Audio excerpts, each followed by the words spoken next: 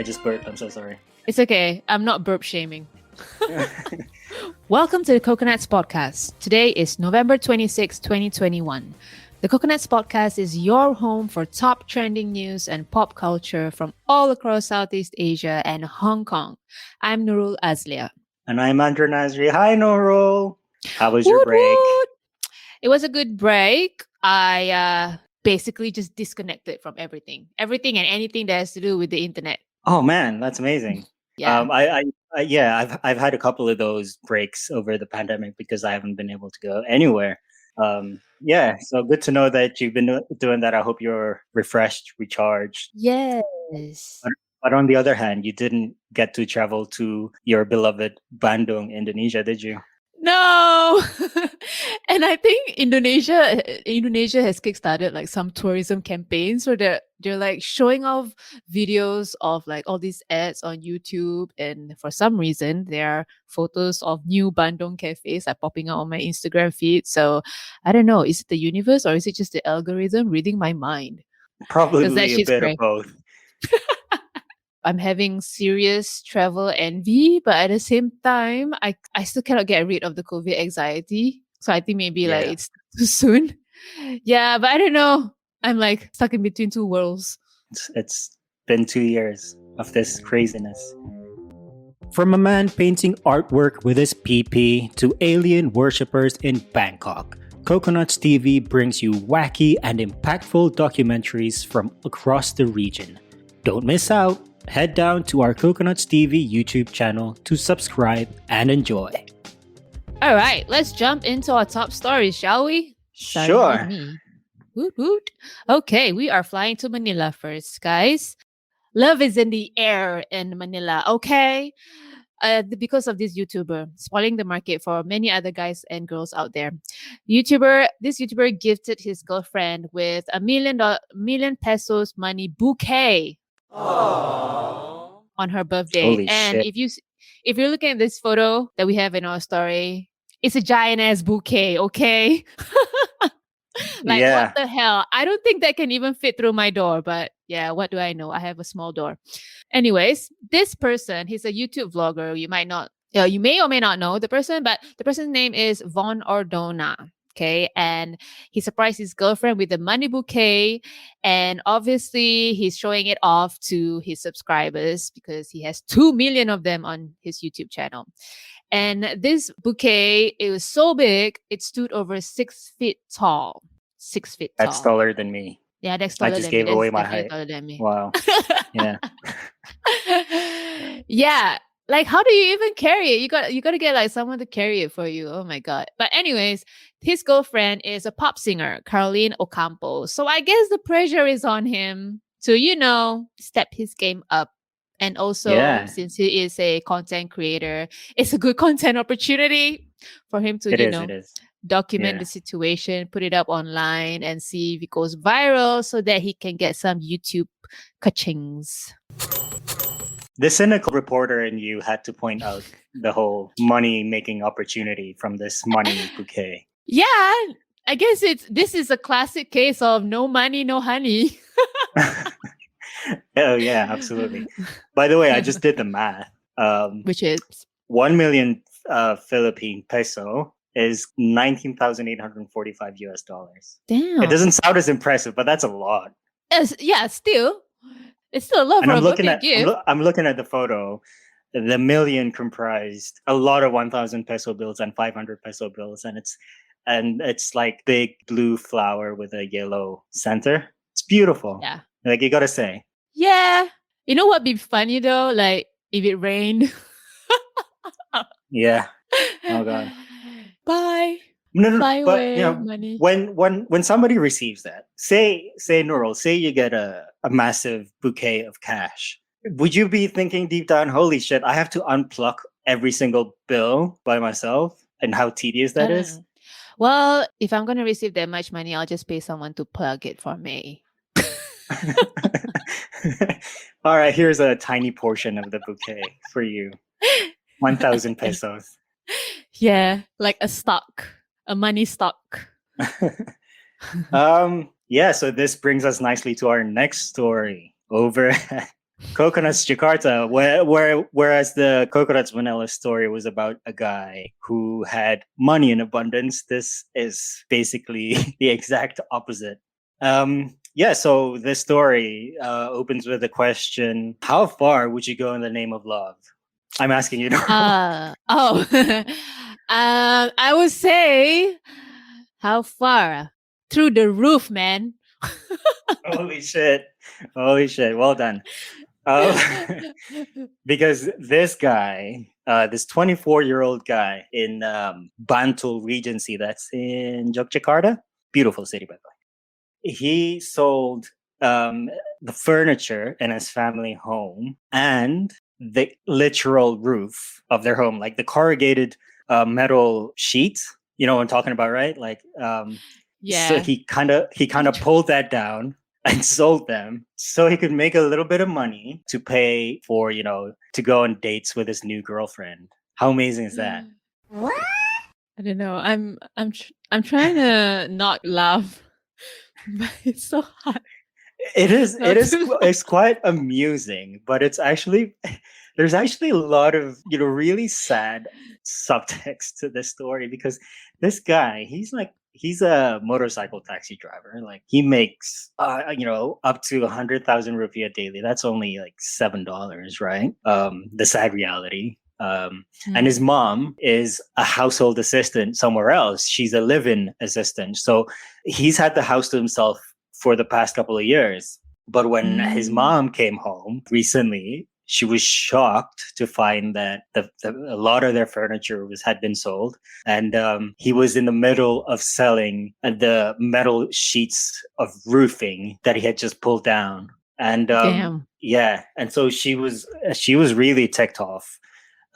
He made like a pretty respectable 24 million rupiah, which is like $1,700 US from all the sales, which he then used to buy food. And to quote him, sometimes it's food, sometimes a bag and clothes. And I did it because of love. He only met this girl a month ago when she ordered a ride and he happened to be her driver. What? Yeah. So creepy. Yeah. But yeah, they hit it off. They dated soon afterwards, and he lavished her with all these gifts without actually having the money himself. So he had to do all those things unbeknownst to his mother. And when his mother found out, she was so ticked off that she reported him to the police. Oh. Yeah. And he's been charged with theft. And, if she doesn't drop the charges against him, he could face up to 5 years in prison. Yeah. So this is an amusing story, but at the same time, it's pretty serious. It's so funny in the beginning, and it became like scary and scary as you go. Yeah. Like the more it unfolds, like the scarier it becomes. Yeah, and there's a bit of like a I don't know, there's a bit of a probably a mental health issue here as well, because this guy's dad just passed away recently, and apparently like there are some reports that this is him kind of acting out as well. This is his way of acting out. So yeah, hopefully, for the sake of everybody involved, I hope that the mother does drop the charges and then that the son learns from his lesson. So yeah. Yeah, or like every party just trying to do something to make everyone happy again. Like I would suggest the son to go and fix the roof at least, because monsoon season's coming and it might get raining and flooding. Oh, it's here. It's here. Oh, it's here? There you go. Maybe that's the root cause of the anger. Like, what are you thinking? We need a roof over our heads in monsoon season. Okay, yeah. Yeah. And I wonder if he's still with that girl. Right? We don't even know who this girl is. No, we don't. But the police questioned her and everything, and she said she wasn't aware what he was doing. She just assumed that he had money, but she never asked where the money came from, which I understand because they're only their relationship is less than a month old. So yeah, like who asks intrusive questions like that? Like, where'd you get your money from? on your second date? Yeah, I wonder if she's now this guy's trouble. I'm gonna ghost him. Disappear. Yeah, ghosting. Okay. In Malaysia, Hollywood, Malaysia, Hollywood. Veteran actress Michelle Yeoh is gonna co-produce the 1MDB scandal docudrama. Wow. It's gonna be big, maybe, but I'm very interested in watching this if it actually happens. So it's it's been announced that Hollywood docudrama series, television series, will be out, and it will be based on a book written by two journalists about the looting of state funds from the One Malaysia Development Berhad firm in Malaysia, which is obviously insolvent. It's a very popular scandal, but just to give a little bit of context, basically former Prime Minister Najib Razak set up this firm to the official agenda behind it was to get more economic growth for the country. But in the end, the money started going to places where it shouldn't go, like on a yacht, on a Hollywood movie. And then it went on to wild parties and things like that. And then obviously the US authorities got wind of it, and then they investigated and found out that, up to $5 billion have been like looted from the firm, and they've got like paper trails of it like all around the world. And one of the alleged mastermind behind this whole saga is this guy named Lo Tek Joe, better known as Joe Lo. And we still don't know where he is. It's nearly 2 years into the pandemic. We still don't know where he is. Yep. And so this book is basically about him, and the drama is going to be about him. So this actress, Michelle Yeoh, she's joined the House of Cards screenwriter. His name is Bo Willimon, as well as this producer named Jordan Tapis to produce this drama. We're not sure when it's going to come out, but this is all we know, that they're working on it, and they are getting backed by two companies, Westward Productions and SK Global Entertainment, which is actually the same company that funded Crazy Rich Asians, which Michelle Yeoh was also on. She was great in that. So, really enjoyed her performance in that. Yeah. There were so many amateur actors in the show. Yeah. I feel so like she really glowed in the show. Yeah. Awesome. But speaking about the scandal, have you read The $1 Billion Whale? No, I haven't actually. Yeah. Have you? No, it's quite an essential read, I hear. But it's going to be on my list for sure. Before this docudrama comes out, I like to read whenever there's like a movie based on a book or whatever. I like to read the book first, and then compare it to the book. And then find that the movie is inferior. So which I will be doing that for this. The case. Yeah, I'll probably be doing that for this too. Oh, you're one of those movie critics. Yeah, guilty. All right, let's move on. Where are we going next, Andra? We are going to Hong Kong, where a pro-democracy clothing store, Cheeky Duck, is leaving the city next year. So, Nora, I don't know if you know the clothing brand Cheeky Duck. Actually, I've never heard of it. And me neither, before this story. I don't know. I might sound mean, but I initially thought it was like a fast food joint or something. Yeah, selling like chicken porridge / duck. Yeah, but no, actually, it's quite an institution in Hong Kong. So I'm sorry, guys, for sounding disrespectful. But yes, it is quite an institution in Hong Kong. It's been around for like 3 decades. Yeah.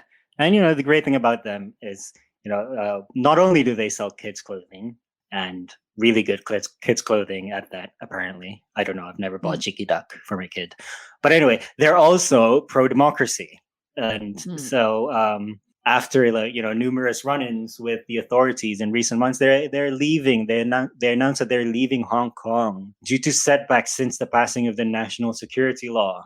So they become one of those companies / brands / products that are opposed to the law and are basically perishing as a result, unfortunately. So just to to quote what the CEO Herbert Chow said, the feasibility of the business going forward is now in question, and we're thinking of wiser and more sustainable strategies for the company going forward. He didn't exactly specify what those strategies are, but yeah, it looks like Hong Kong is going to be one clothing brand down very soon. Damn. And just I think to list, yeah, I guess it's the pro democracy supporters are facing quite a lot of tension from the government, especially the pro Beijing government, and especially after the passing of the Hong Kong national security law, which is overly vague and broad, so much so that like anything can be considered as threat against national security. And this law, like a lot of people see this law as like a response to the pro democracy protest, to the pro democracy movement. Yeah. Just 2 years ago. But yeah, it's led to some difficulties in like running the business, right? For example, with Cheeky Duck, they said that mainland Chinese customs officials confiscated their products, which were actually produced in a factory in Shenzhen. And then they had difficulties renewing leases at shopping malls, which are operated by people with interests that align with the government. I mean, it's not easy to remain idealistic in Hong Kong, unfortunately, as Chicky Duck found out. Yeah, it is not. And I think a lot of people can agree that, it's really difficult to go against like the Chinese government because they're so huge and so powerful. Yeah. Okay, I think we can move on. Okay, next up, we are going to Bangkok. A female activist. I'm not sure if you know who she is, but her nickname is Ice. That's easy. Rukchanok Srinong, aka Ice. Yes. And so she is accusing a famous Thai filmmaker, of physically assaulting her on the sidelines of a large cultural event, which is really shocking. So this guy, he's been the person behind some of the biggest blockbusters in Thailand, like Killer Tattoo, Buparatri, and Krasui Valentine. And, apparently the two of them met at this event. And then they were on a boat to discuss like issues. And then there she said that the guy slapped her face twice. And not just that, the guy even kicked her in the stomach. So, damn, that's crazy. That's super violent. And like, what the hell? Why do you do that to a woman? And even as a man, like, why would you want to do that? And but the thing is, we don't really know like what was the discussion about. Like, what was it that they were discussing that led to what happened? And the director hasn't responded to our request for comment as well, and he hasn't even addressed the matter publicly. So right now it's really just the activist who has kind of outed him and has come out with all of these allegations, and it's sparking like an online movement. A lot of people are supporting her, and because of that, they're like hashtags like Nana Ice got assaulted and Tum Yat alert, his name is trending on Thai Twitter.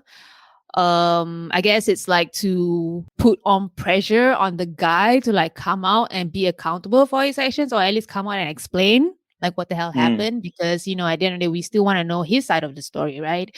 Right now we only know her side of the story. So yeah, it's crazy. So yeah, so that's it. We just don't know whether he's going to come out and talk about it or not. So we don't know the source of the conflict, but this has become like, considering the people involved, this has become a huge scandal in Thailand. Yeah, especially since the guy is so popular. Yeah, but I'm just reading the list of movies, his filmography, so to speak, like Killer Tattoo, and I don't know what the other two movies there translate to, but they sound like B horror movies, But that's, I guess, a lot of the best Thai movies are horror. Yeah, pretty scary. Indonesian horror movies are awesome, but Thai horror movies are awesome too. You guys are like in tough competition. So this is probably why this is such a big deal. Like, this director is probably a pretty big celebrity over there. Yeah, which sometimes I feel like, it's a bit like unfair, because it's the same thing happened to someone who's ordinary. I don't think it will even get a lot of attention.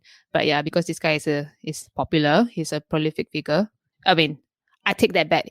He's not a prolific figure. He's just well known. Mm. Yeah, and that's why it's gaining a lot of traction. And people who are supporting the activists are kind of pressuring her to press charges against him. But But she yeah, hasn't, it seems. she hasn't. Yeah, and I think Mm. we should give the guy like a chance to explain like what the hell happened, what is the context of this situation. Yeah, and were you drunk? Probably, I would assume so. But over to pretty important international matters in courtesy of Coconut Yangon in Myanmar. Reports are saying that millions of U.S. Vaccine doses are heading over there to refugees. And so plans are being made to ship millions of doses of Johnson & Johnson's vaccine to the Thai-Myanmar border, where, there are a lot of the refugee populations have swollen since the February coup d'etat. So yeah, I don't know if you heard, but Indonesia is a recipient of the COVAX initiative. That's like the WHO-backed initiative to make vaccines more readily available to developing countries and third world countries. And through this initiative, they are trying to distribute the Janssen vaccines to the people who really need it most, but have so far have had no access to the protection from COVID. But after all this, that's a thing with anything to do with refugees, right? Like you have all these politicians pledging this and that for them, promising this and that, but things tend to move slowly for them in general, and that seems to be the case here because we still don't have the date for when the vaccines are set to arrive and to be administered to the refugee population in the borders. Can I ask, are Indonesians getting booster vaccines? Yes, the health ministry a couple of weeks ago said that the rollout for the booster vaccine is gonna start in early 2022. Okay. They want to make sure first that at least half of the population, the targeted population, is fully vaccinated first. But we've had the whole program has been fully subsidized thus far. But for the booster program, they're gonna limit the subsidy to like certain groups of people, like those who can't afford it, like the lower income population and all that. So people like me, the middle class, and whatnot, we'll have to pay for our booster shots next year. Oh, okay.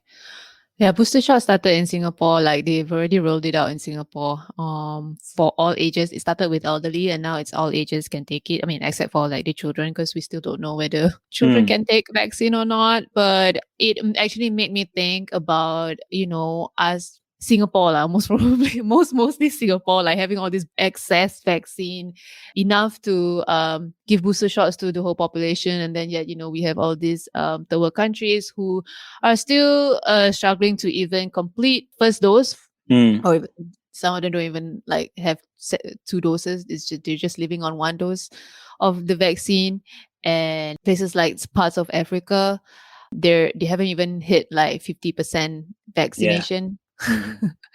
and then we have like all these other countries like Singapore giving booster vaccines, and and obviously these people who are in limbo, right?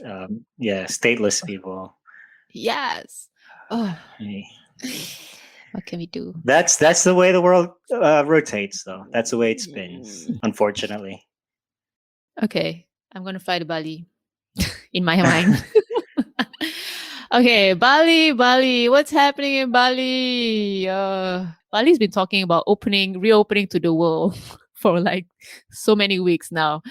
And it's still not happening, guys. Not so soon, at least.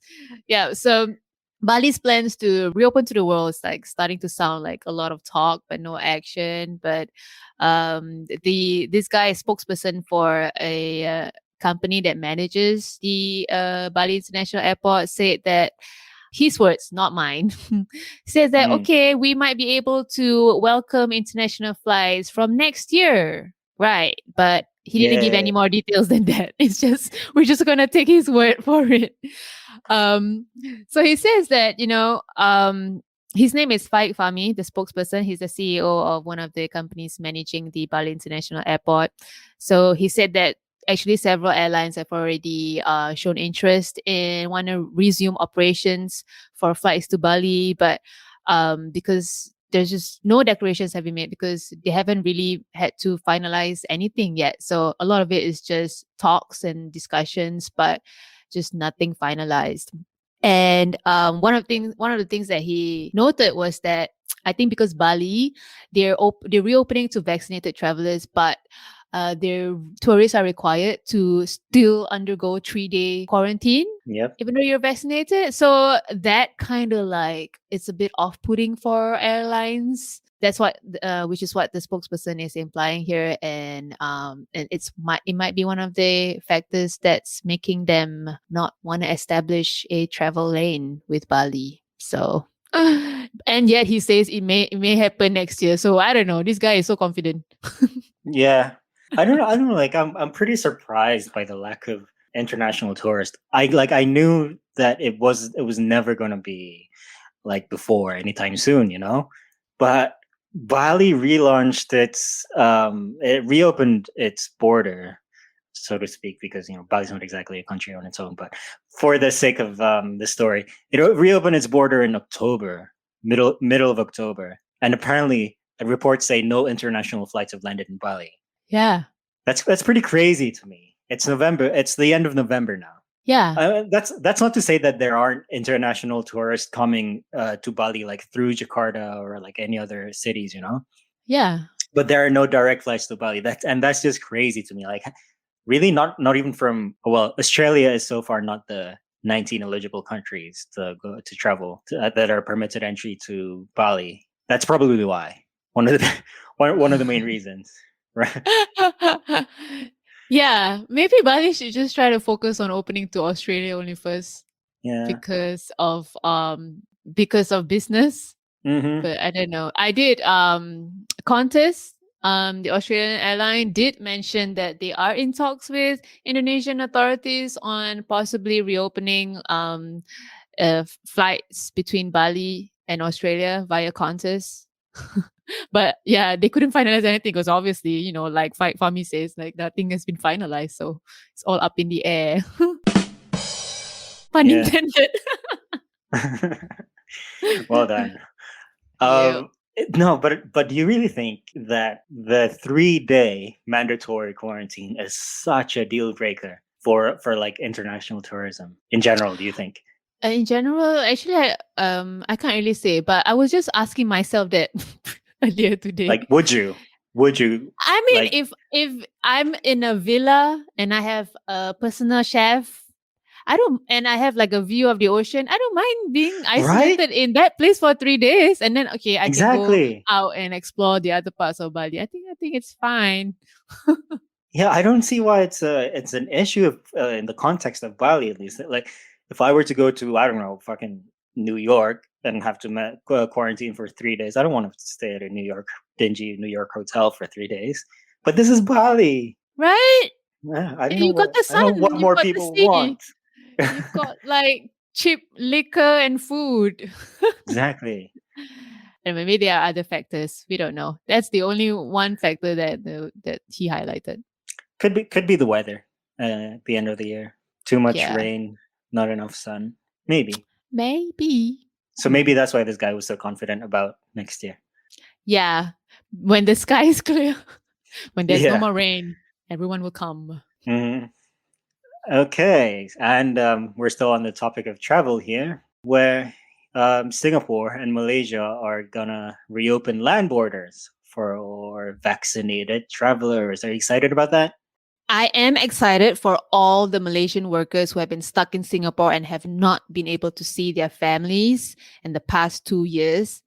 Yeah. Oh, yeah. And missing all the Yeah, and like they've been missing out on family reunions in all the past festivities, like Deepavali, Hari Raya, Christmas. Like they missed out. But yeah, so I'm so Mm. happy for them. So go and do your thing. Go and cross the border and hug your wife and kids and husband and mom, dad. Just do it. And then later, after all of that, then all the shoppers can like go and enjoy all the cheap food and shopping in Malaysia. So yeah, asking a Singaporean here. So that causeway linking Singapore to Johor, that's like an essential thingy, right? An essential like road, right, linking the two countries. It's been hugely popular until the pandemic shut it, right? Yeah, that is like the lifeblood of so many people who depend on work and school in Singapore, but they live in Malaysia. Before COVID-19 shut it down, it was seeing like 300,000 people just passing through that bridge every single day, man. Mm. Like if you go there on a weekday, like in daytime, like you see even like high school students or secondary school students like in uniforms, like just crossing the border, like from school. So Like they there, go to school in Singapore and then they cross the border to go back home in JB. wow. So it's such a essential it's such an essential transport like link or bridge for Hmm. thousands of hundreds of thousands of people, not even just thousands, hundreds of thousands of people who depend on that thing for as part of like their livelihood. Yeah. And then it got shut down. And I remember when it got shut down last year in March, so many people just didn't know where to go. They were rushing for a place to stay in Singapore, and some of them were even Yeah. forced to sleep in the streets. So you said that it links Singapore and Johor, but it's mostly for people who want to work and study in Singapore from Malaysia instead of the other way around, right? It's not really used for like Singaporeans who want to work or study in Malaysia, so to speak, right? Because Yeah, yeah, yeah, correct. so this kind of, I don't know if they've a lot of these people like in Malaysia with basically the only road to their job is closed. I don't know if like in the past year or more that they've still held on to those jobs, and now that the causeway is reopening, and so too has the opportunity. Mm, based on the reports, a majority of them stayed in Singapore because of Mm, jobs. Yeah, which is why they haven't seen their families in a while, and now that we are reopening the land borders, they can finally go back to Malaysia and reunite with their loved ones. But when they decided to shut it down, a lot of the Malaysians decided to stay here and just get stuck here in Singapore right. just so that they can keep their jobs. I think I'm pretty sure there are a few who decided to give their job away because family is more important to them. And then if there's Mm, always another opportunity that they have in Malaysia, and they would rather do that so that they can be there for their family at the same time. But so many people don't have a choice. Like their job is here in Singapore and they cannot survive. They won't be able to survive without their job in Singapore because we all know that the currency is so different, right? The currency here is worth 3 times more than a Malaysian ringgit. mhm. So especially during the pandemic when you're facing financial disruptions, a lot of people are losing jobs. The economy is just basically like ravaged in the Mm. past year. It's definitely slowly recuperating now. Like I'm seeing people having so much fun. Like it just doesn't look like there's an economic crisis anymore sometimes. But there was a period when like it really became bad. So many people were unemployed. So people were so anxious about financial security and they do anything to keep their jobs. Yeah, I Yeah. mean, just casting my mind back then, if like the Malaysians who were stuck in Singapore and decided to stay in Singapore, and like they had to incur extra costs to be able to keep their job, Mm. Oh yes. extra expenditures, and that must have been really tough. And you said about the Singapore dollar being 3 times the value of the ringgit. I mean, Yeah. that applies to rent too, probably, and Yeah. I'm sure there are some who probably couldn't even afford rent. Yeah. Yeah, you're right. I was also so which means that, even though they get to keep their jobs, but because they have to live in Singapore and live with the high cost of living here, I can imagine that they won't be able to send back the same amount of money to their families as previously. Yeah. So Yeah, I've I said it hope things before, and change. I'll say it again, man. Like, fuck this pandemic. Seriously. Yeah. Yeah. It's But still shit. anyway, details about the reopening of the causeway. So I guess to begin with, nearly 3,000 people will be allowed to travel by bus each day and enter the two territories without quarantine. But travelers must still produce a negative COVID-19 test result before departure. And they also must take another one upon arrival in Malaysia. But on arrival tests are not required in Singapore. There goes again. There's more expenditure there. And right Mhm. now, two bus operators called Transtar Travel and Handal Indah. What a beautiful name, that second one. They've been tapped to transport travelers across the causeway. So there'll be one. I think each operator is allowed up to 32 daily trips both ways. And yeah, that's probably just the start of it, right? That causeway is going to Yes. be busy soon. Yes. And you know what? They released the tickets for sale this morning, and both websites crashed within minutes. Oh wow! Well, I hope those who've managed to score tickets, they can spend a wonderful. I don't know what is it now. Thanksgiving. We don't celebrate Thanksgiving, but Thanksgiving. Which country Thanksgiving. you at? or if you want to stay till the end of the Christmas and the New Year, whatever you want to celebrate, with their families. Hope they have a good time.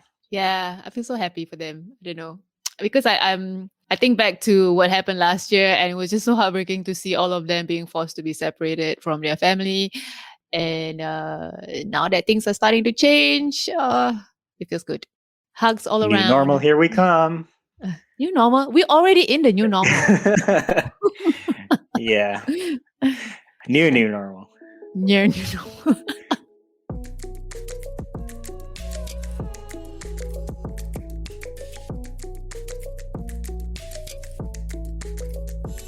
And joining us today is Coconut Singapore's very own Carolyn Teo, who'll be talking to us about, double standards in Singapore. I'm assuming that's something that we kind of see a lot, not just in Singapore, to be perfectly fair, but pretty much everywhere in the world. Hi, Carol. Hello, how are Lovely you? to have you back here. Hello. Hello, happy to be So, back.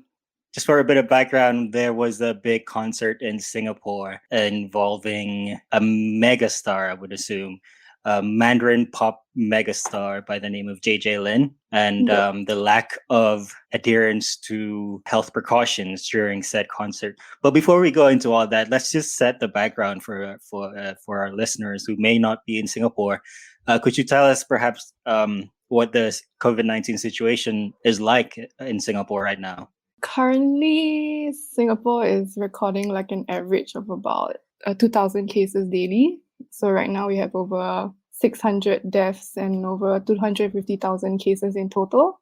And 94% of the country is fully vaccinated. So this is like one of the highest rates in the world if statistics are right. We're just right below UAE. Yeah. Really? Yeah. UAE is like So, the highest right now. but like 2,000 a day, that is 2,000 new cases a day. That's pretty low compared to, I'd say, like a month ago, right? No, actually, it's one of the highest. Oh, Yeah, because it's been recording like 2,000 cases for a couple of months right now. Previously, it was like hundreds, and now it's like 1,000. yeah. But last But month earlier this month we did hit nearly 5K, or was it 5? Correct. And then it We kind of moved, stabilized yeah, to moved 2,000. on to the thousands already, from the hundreds to the thousands right now. the deaths are still. You've always kept it low throughout the pandemic, right? At the beginning, I don't think we were recording that many, but right now, I think there's like double-digit kind of number of deaths. So it has been like that for a couple of months or so. Oh, hope we Yeah, get out of that soon. just for like a little bit of context, Singapore rarely reported daily deaths before the first half of this year. It was only the second half of this year that we started to see regular deaths being reported in the double digits. Yeah. So I think if we were to compare it to last year, we're in a worse state right now. But when we start to compare ourselves to other countries, and then we realize actually we're kind of like on the same boat as many other countries. Yeah, Yeah, that's true. yeah. It's a bit of a miracle, but right now here in Indonesia, we're like daily cases of in the triple digits. So yeah, boy. Oh, right. What It's about something deaths to be in happy Indonesia? about. Oh, like double digits, like every day at least. So, Oh, but we don't have as high a vaccination rate as you. So I think we're It's like okay, you get halfway there. there. Yeah, we'll get there. We'll get there. We're a much bigger country. So, Yeah, yeah. by like a Speaking of gazillion time. yeah, speaking of restrictions, right now, what are the things that you can and can't do in public? right now, just recently only, like the restrictions were back to about 5 people per gathering. So it's like five is the magic number. So 5 people you can dine in with, 5 visitors to your homes every day. We still have to wear our masks and we still have to like social distance and we still have to use like the contact tracing app Mhm. whenever we enter buildings. Alcohol is still only allowed to sell until 10:30. And yeah, we also can't talk loudly on trains either. So there's like staff who will like go around with like a board telling you to like pipe down, like just just keep quiet, like not talk on the trains to like lower the transmission. So yeah, That's interesting. yeah. Yeah, Nurul, I'm gonna keep asking the questions here because I'm not in Singapore, and I would love to get a picture of what's going on there. So Yeah, go yeah, ahead. leading on from that is that so you were talking about trains. That's something you've experienced yourself, right? Like you've seen yourself again. Like so, based on your personal observations, like do you feel that in general, mobility curbs and rules in Singapore are being enforced or observed strictly? Yeah, I mean, there are plenty of like, they call them the safe distancing ambassadors. So, like, there are plenty of them like walking around, making sure like people are like following the rules, making sure they're like social distancing.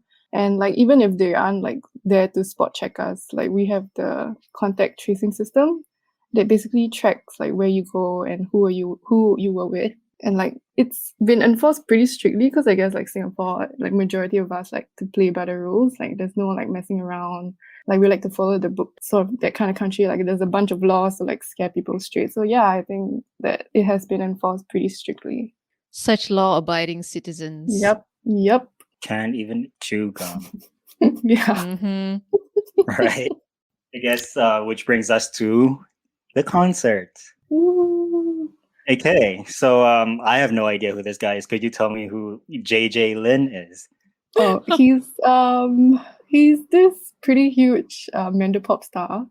He became like, I guess, insanely popular like while pursuing music in like Taiwan and China. But then he also regularly like comes back to Singapore for like concerts and to like feature in our like National Day parades. And like I guess he's like one of like Singapore's most famous celebrities. Like he has a pretty huge following in Singapore. Yeah, he's a pretty huge deal, and like he's treated like a gem here. So He's also like the Uh, golden boy, right? Like yeah, someone who's like scandal-free, very yeah, clean yeah, background. correct. like the Singapore equivalent for Lisa from Blackpink. Oh Basically. yeah, probably. Except Lisa is cooler by like 1,000 times. Ooh. Ooh, don't say it. His fans will come after you. Shh, don't. Yeah, are we gonna Come get at me. Come at me. What do you are call we gonna them? get canceled here? I don't know. I don't know. No, but I had a chat with Nurul earlier, and she said that JJ Lin is the face of Changi Airport. Yeah, probably. I think he's the face of many things. But he's, yeah, like as Nuru said, he's like the golden boy that I guess people look up to when it comes to music in Singapore. Nice. Yeah. So, what are his hits? Can you sing us some? Oh, I'm definitely not a fan. But we all like kind of know him, so like I'm not a hater as well. So I'm just like neither here nor there. Just to put it out there, yeah. Just don't come for me. Girl just got playing her it safe, aren't disclaimer ready. No. Right. Yeah. JJ Lin. I don't really know his songs, but I just thought it was really funny that he made a song for Jewel Changi Airport and explicitly said that, this song, like Jewel Changi Airport, inspired him so much that he had to write a song about it. But, we all know that it's a collaboration between you and the freaking airport. Yeah, whatever. Yeah. He did not. He did not get an inspiration out of that. Yeah. awesome ass waterfall. Yeah. And the music video is of him just like standing in front of the water gushing. Yep. Oh my god. Um, Wait. Wait. So he made a song about Changi, the right? Jewel Is it Changi Airport specifically. the Jewel Changi Airport? So Yeah. if I go there, I haven't had the privilege to go there because of the pandemic. But if I go there, will I be able to hear it while standing next to the water thing? No, but you can listen to the song and then you go there and then you kind of like feel it yourself, I guess. I Pretend don't you're know. JJ Lin over there. Yeah, like you walk slowly to the fountain and then just Stare stare into blankly the at it. abyss. Yeah. I bet Oh my people are god, doing yes. that right now. So yeah. Oh, he's that Yeah. big, huh? Yep. So this concert, it hasn't happened yet. It's at Heaven, it's this weekend. okay, It's a it's this 2-day weekend. concert. Yeah. Okay. And do you know like where can you tell us where it's gonna happen and how many people are gonna be there and what's the whole restriction and seating situation? What's that situation like? It's at the Marina Bay Sands Theatre. So it's this weekend. It's a 2-day concert, and proceeds go all of the proceeds go to charity.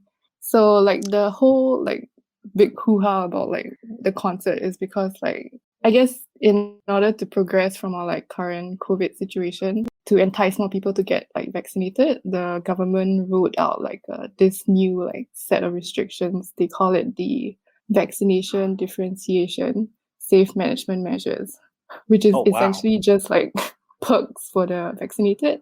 So like a couple of events were selected to pilot under this program, and this JJ Lin concert happened to be one of them. So only those vaccinated are allowed to attend. And at his concert, at the venue, seats are not distanced like a meter apart, meaning like they don't have to like social distance. But intermingling is still not allowed. So I guess like they can only like fangirl like side by side. They can't, I don't know, maybe like they can't dance too elaborately, right? So when like the news came out, like people weren't happy with it. They were saying like, you know, there's this concert happening and like they don't have the social distance, and here I am like, you know, dining out in twos, or like complaining that my kids can't play outdoors when these fans can like enjoy themselves at like a tightly packed venue. Yeah, so that's why people are pissed right now. Are his songs mostly ballads? I guess so, yeah. Besides Okay, 'cause then- is the Changi Airport one a ballad also? Yeah, it was. Yeah, Like So no mosh sentimental. pits or anything. Yeah, so I wouldn't don't worry. think- yeah, it's just side by Yeah. side, like Mm, dancing. Yeah, so I'm not gonna worry about any like Travis Scott situation or No, something Oh, like that. No, God. so it's quite chill. Fucker. Yeah, quite chill. But why do you think that this concert specifically got this exemption, the special treatment? I mean, because he's Singapore's gem. He's the golden boy. He's the guy who did a song with Changi Airport. He's very famous, I guess. I mean, since like having large scale events haven't exactly been normalized here yet, or like back to normal, like the government knew that by bringing in him, like a local artist with like a substantial following, it will appeal to many and it will like jumpstart the return of like entertainment events. And I guess it's also like a great opportunity to rig in like tons of money. I mean, his tickets are like what? They start from $288 and it goes all the way up to like close to 4,000. Singapore fans, dollars. yeah, correct. And fans Still also a still lot. need to ballot for a ticket, so that means not everyone can get it. So that's a lot of money. Wow. Damn. I would So pay that's it. that to watch Michael Jackson if he was still alive. Yes, same. But I don't know. Yeah. I guess people will want to pay 300 to see him. So Yeah. so that's it. It's just like the exemption was basically just because of his star status and not. I don't know. This is Singapore. It's just so tempting to ask if there are any like other underlying issues regarding privilege at play. I know, I understand that temptation. It's like, Yeah. there's dirt in it, but you can't find the dirt. but your instinct tells you there's dirt in it. But yeah, Maybe. I don't know, maybe, but at the same time, there are not that many events happening, right? Correct. Yeah. Quite few as of now on. Yeah. Especially with like we only have a month or so left of the year. I know that after this one, there is Marina Bay Sands hosting some Christmas concerts. I think one of them is is the one with the singer Dick Lee, who is also like Singapore's golden boy back in the Yes. heydays. Yeah, he wrote like some of Singapore's most popular National Day songs. Yeah. But he didn't write a So- song about Joel Changi, so he's no Yeah, JJ nah. Lin. Yeah. Well, that's like the only minor thing that sets the two of them apart, but it seems like they're the same, just from different generations. Yeah. Yeah, now I notice Yeah, the but similarity. like other than music, like what other events are going to be exempted from the rules? There's like a bunch of like high profile business forums that happened like last month or this month, if I'm not wrong, like from leaders around the world that came to Singapore. So like there's the Bloomberg New Economy Forum thing. And then for like entertainment, you have this JJ Lin concert, and then the One Championship Martial Arts event. Yeah. And then That's as huge in for- Singapore, right?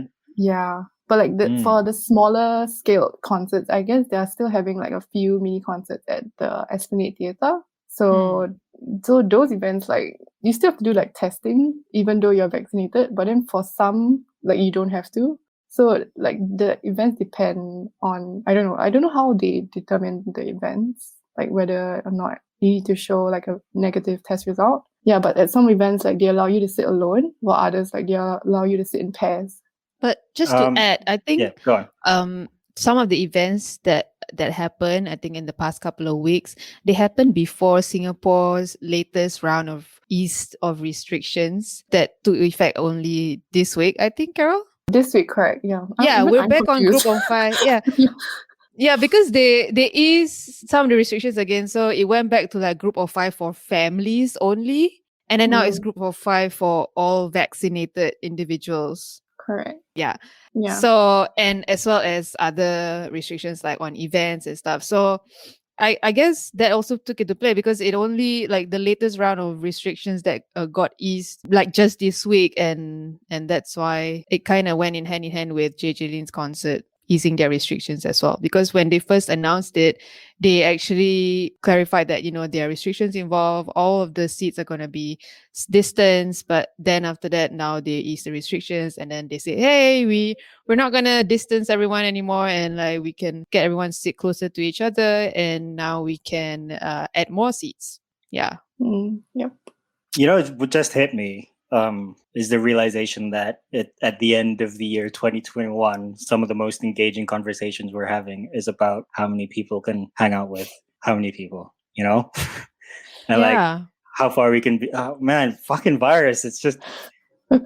Otherwise, it's like, if the coronavirus thing never happened, I'd probably be at a JJ Lin concert right now.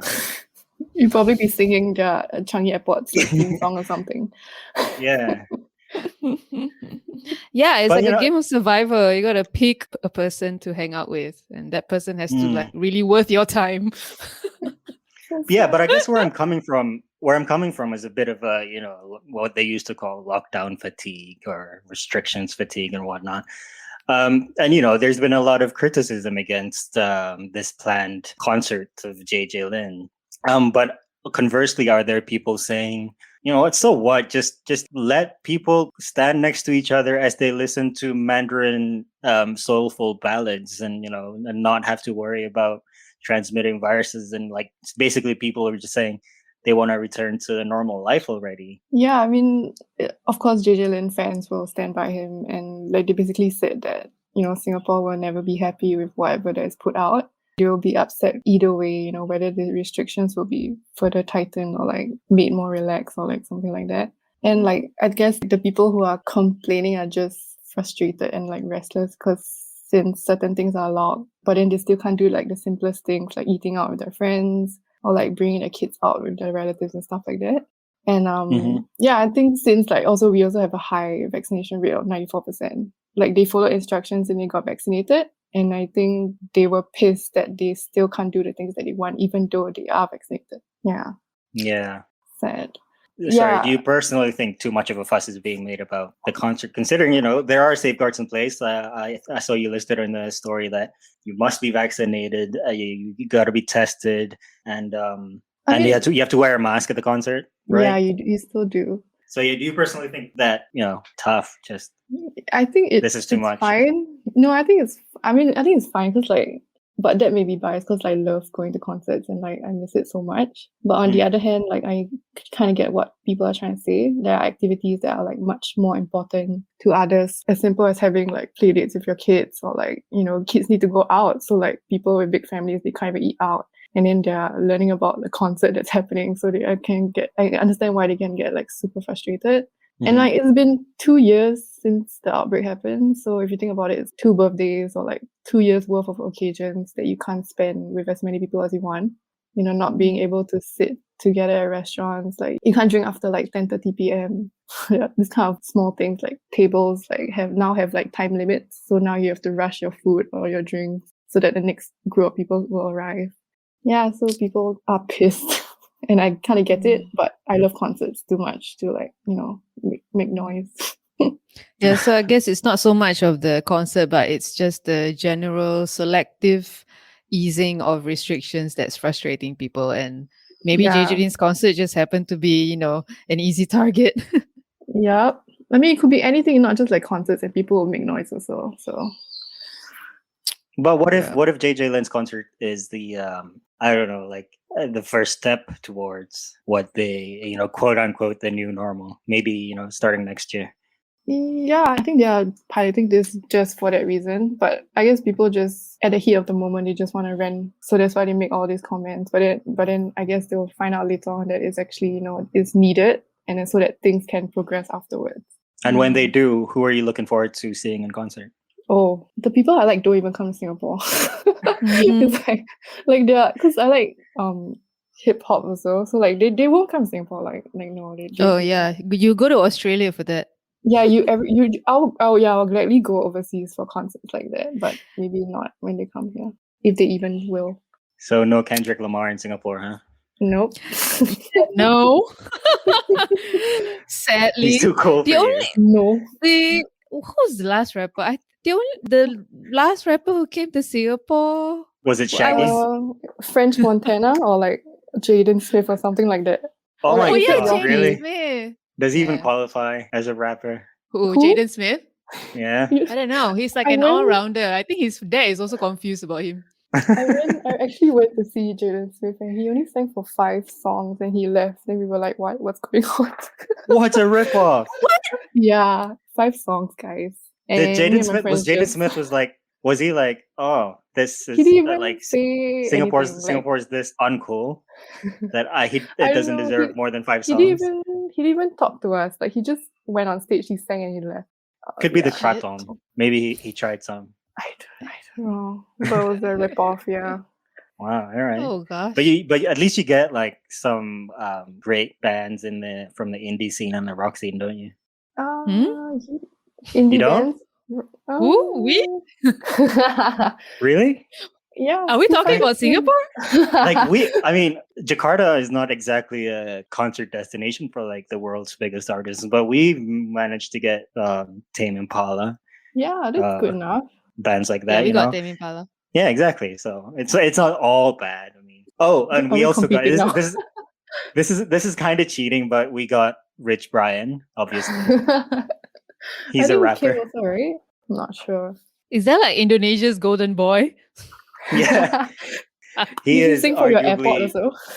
No, but he did meet with the president a couple of times. Like he's that big of a deal. Nikki as well, but I don't think Nikki has met with the president. I'm not sure. But yeah, I'm looking forward to songs from them about the Soekarno-Hatta Airport. Are concerts back to normal in Indonesia? Not yet. We are actually going back into like the level 3 of the 4 level lockdown levels. I said level a lot there. But over the Christmas and New Year holidays that week, we're going back to level 3. We're at level 1 now because the numbers are so low. So level 1 is like the most relaxed level. Yeah, absolutely. It's like the only difference now is that people are wearing masks outside compared to, like pre-pandemic. And we're really good about wearing masks in general. So, but yeah, that's good.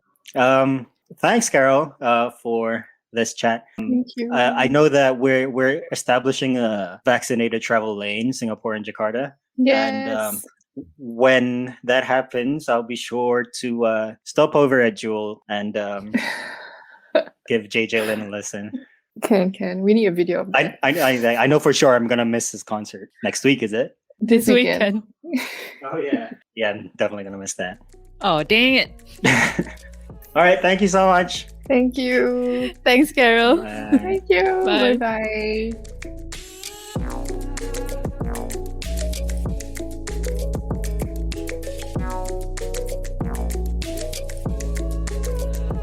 All right. Cool chat with Carolyn about JJ Lin. I just realized their names rhymed.